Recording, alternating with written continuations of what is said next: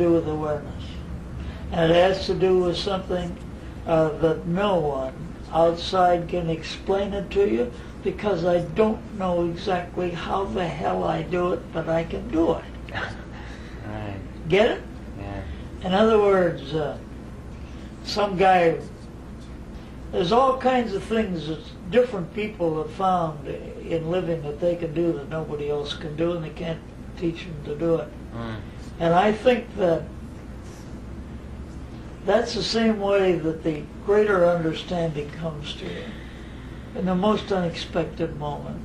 You're not trying for it. You're not meditating on a blank wall as the Sufis do, or someone hasn't hit you. You don't know what event in life may bring it to you. But if your aspiration is right and your heart is right, it'll happen. In India, those that can do it, it's called spurana. Spurana. And guy who was corresponding with in India wrote back to me, and he said, well, Ramana Maharshi used to say if you can do that, you can be in that space anytime you want to do it. So I suppose I could go down the street, but if I did go down the street breathing that way, I would feel as if I was walking a couple of feet off the ground. You know? Because it gives you a joy and an ecstasy inside that isn't associated with anything. So, in other words, what one would normally say to someone in part, it's nothing. But nothing is everything. Are you saying that we should try to achieve a sort of a balance between that state and the ordinary physical state? No, the thing that you have to get a balance on is the all phases of opposites.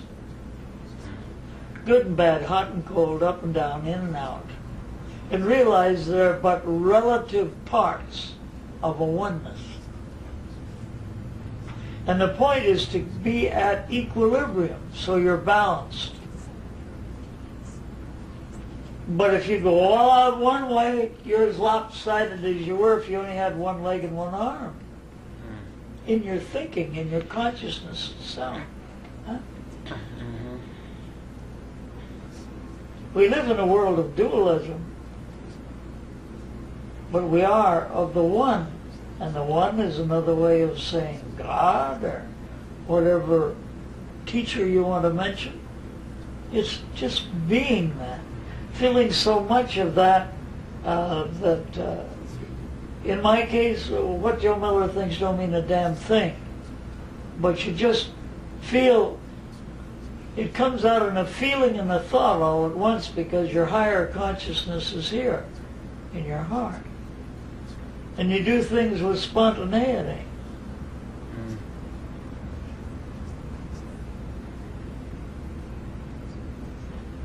See, there's so much, you know, I could talk for, maybe 4 or 5 years, and would barely give some edges on some wild things that no one would believe logical, and they're not logical.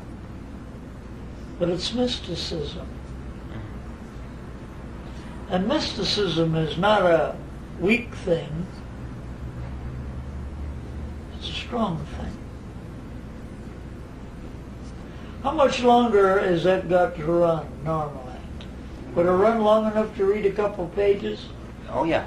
Oh yeah. I'll read you a synthesis of mysticism. Oh, wonderful. Here? On top, just this one. Oh, this one? Okay. Guy wrote something in here. He's since passed away. Uh-huh. And he ties it up with people of the past, so I think you would understand it a little better. Omar Khayyam writes, into this universe, and why, not knowing, nor whence, like water, willy-nilly, flowing, and out of it as wind along the waste. I know not whither, willy-nilly blowing. Why, whence, and whither? These are the questions that plague every thoughtful person, questions which pertain to our very life, which children ask and their elders are unable to answer, which the intellect raises and to which it cannot reply. And then man turns to philosophy and to science. In philosophy, he finds Kant, the great German thinker, examining the limits of knowledge in his monumental work, The Critique of Pure Reason, and coming to the conclusion that the mind of man can know only phenomena.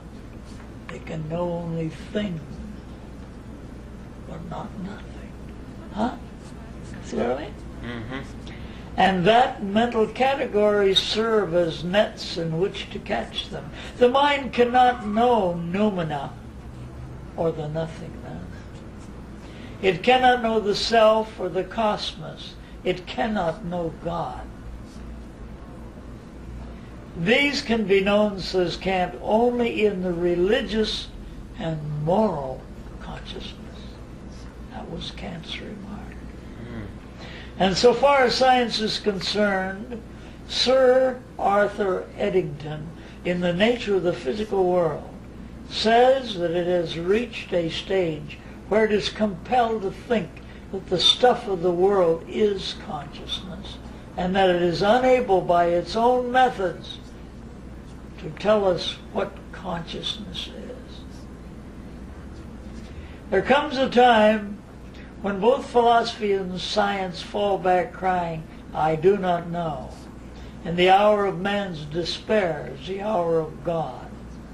So man turns to faith. And in Indian this is called Strada. Strada is a word of central importance in the yoga of Buddhism, Hinduism, Jainism, and in its English equivalents, the faith of Christianity. It is made up of two words, strad and daha. Daha is clear enough, it means to play. An etymological dictionary defines the ancient Sanskrit word strad as heart, and gives cognate parallel words in the other Indo-European languages.